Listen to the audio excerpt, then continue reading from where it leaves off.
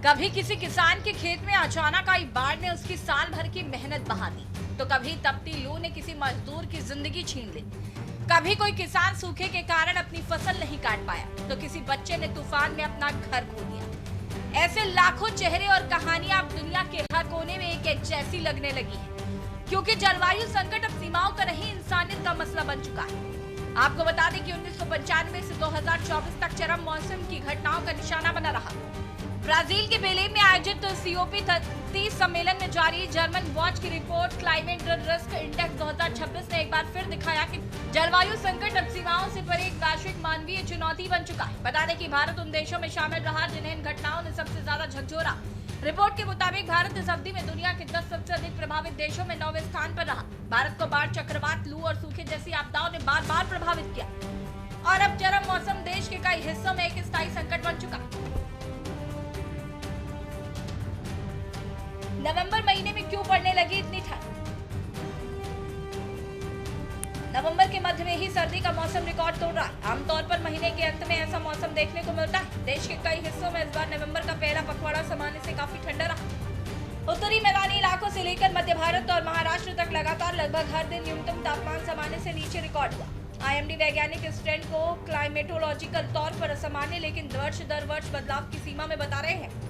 बता दें कि लानीना का उत्तर भारत में विशेष तौर पर उसका प्रभाव देखने को मिल सकता है। लानीना एक प्राकृतिक मौसम की घटना है जो प्रशांत महासागर में ठंडे पानी के कारण होती है।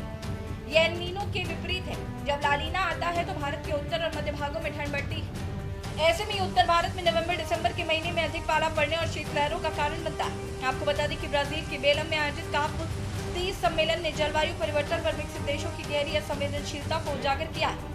जलवायु परिवर्तन की चुनौती से निपटने के लिए वैश्विक प्रयासों को करीब 3 दशक हो चले हैं।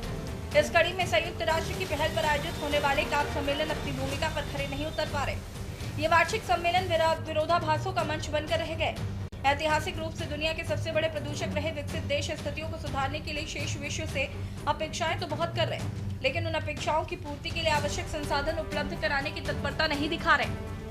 विकासशील देशों का कहना है कि उन्हें वार्षिक $1.3 ट्रिलियन की आवश्यकता है, जबकि विकसित देशों ने 2035 तक केवल $300 अरब का ही वादा किया है। इसमें भी अधिकांश राशि ऋण के रूप में दी जाएगी। स्वाभाविक है कि इससे गतिरोध की स्थिति और गहराएगी। 2025 में जलवायु परिवर्तन के टूटे कई रिकॉर्ड। जनवरी 1901 के बाद 5वां सबसे शुष्क महीना रहा, जबकि फरवरी 124 वर्षों में सबसे गर्म रहा। सितंबर में देश का 7वां सबसे अधिक औसत तापमान दर्ज किया गया। महाराष्ट्र 84 लाख हेक्टेयर के सब फसल क्षेत्र के नुकसान के मामले में सबसे बुरी तरह प्रभावित राज्य रहा। क्षेत्रीय रूप से उत्तर पश्चिम क्षेत्र में घटनाओं की सबसे अधिक आवृत्ति दर्ज की गई है। मध्य क्षेत्र में 1093 लोगों की मौत हुई।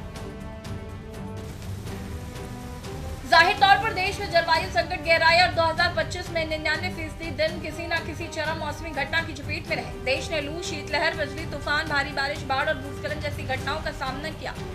इस भयावह स्थिति का मानवीय और आर्थिक दोनों तरह से भारी खामियाजा चुकाना पड़ा है। Centre for science and environment और डाउन टू अर्थ की वार्षिक क्लाइमेट इंडिया 2025 रिपोर्ट में दावा किया गया है।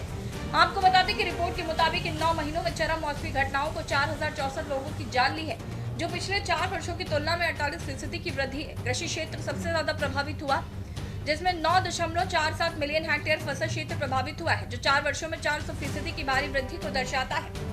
आपको बता दें कि 2025 के अध्ययन के मुताबिक चक्रवात अम्फान की तीव्रता असामान्य रूप से गर्मी, समुद्री तापमान के कारण बढ़ी, जो मानव जनित जलवायु परिवर्तन का प्रत्यक्ष परिणाम था।